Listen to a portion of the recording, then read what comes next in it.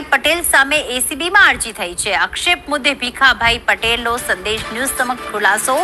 ભીખા પટેલે પોતાની સામેના તમામ આક્ષેપો ફગાવ્યા છે। બળવંતસિંહ ડાગરે જેમણે એસીબીમાં અરજી કરી છે તેમણે મારી સામે 12 જેટલી અરજી કરી છે તેવું કહ્યું। મેં સરકાર સમક્ષ તમામ પુરાવા રજૂ કરેલા છે। તે પ્રમાણે સીઆરસી બીઆરસીમાં શિક્ષક તરીકે તેઓ ફરજ બજાવે છે। મારી કામગીરીને ધ્યાને રાખી જ જીસીઈઆરટીને નિમણૂક કરાઈ હતી। પુરાવા તરીકે ફરજ ડાયરીઓ જમા કરાવેલ છે તેવું ભીખાભાઈ પટેલનું કહેવું છે। સાથે જ એસબીઆઈમાંથી લોન પણ લીધી હતી તેવું પણ જણાવ્યું।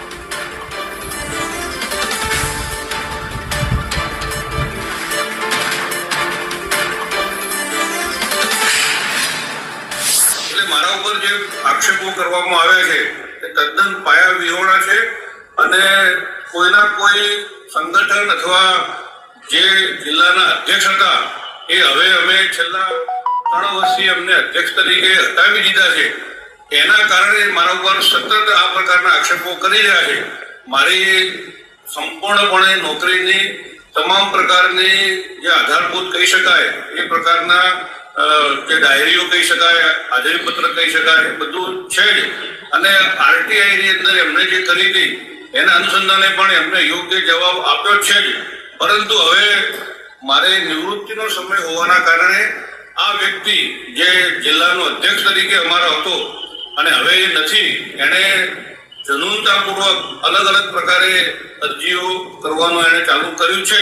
જે નાણાંની ઉચાપત કહેવામાં આવે છે એ મને કંઈ સમજાતું નથી, કારણ કે સીઆરસી બીઆરસી તરીકેના છેલ્લા ઘણા વર્ષોથી આવવા જવાના ભાડાના જે ટ્રાન્સપોર્ટેશન એલાઉન્સ હતું એ બંધ કરી દેવામાં આવ્યું છે। અને એના પહેલા જે આપવામાં આવતું હતું એ આખા ગુજરાતના તમામ સીઆરસી બીઆરસીઓને ટ્રાન્સપોર્ટેશન એલાઉન્સ આપતું હતું। બાકી આમાં કોઈ નાણાકીય ઉચાપતનો આમાં કોઈ વિષય આવતો હોય એવું લાગતું નથી, અને છતાં પણ એવું લાગતું હોય તો સરકાર એની તપાસ કરી શકે છે।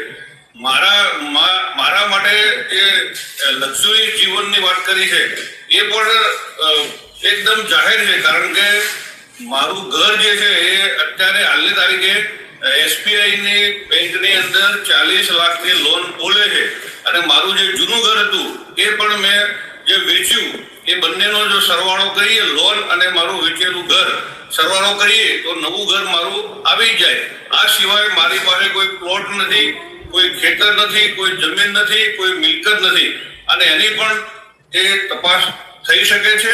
બેંકની અંદર પણ તપાસ થઈ શકે છે। એટલે આ બધી ઉપજાવેલી વાતો છે, આ તદ્દન પાયા વિહોણા આક્ષેપો છે।